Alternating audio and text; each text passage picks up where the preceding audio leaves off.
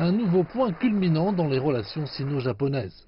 Depuis la participation à une cérémonie, en passant par une réunion au palais impérial, pour finalement lever son verre en signe de bonne volonté, on peut dire que le Premier ministre chinois Li Keqiang a déployé les grands moyens pour tirer le meilleur parti de sa visite de 4 jours au Japon.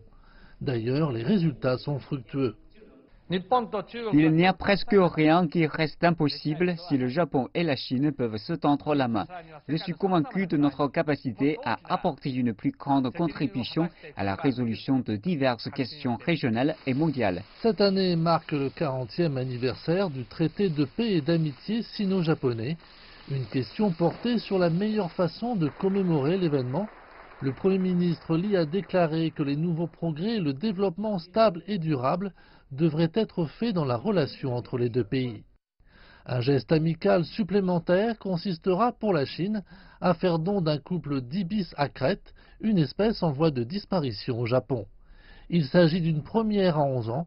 En tant que deuxième et troisième plus grand marché du film au monde, la Chine et le Japon ont également signé des accords de coopération dans la production cinématographique.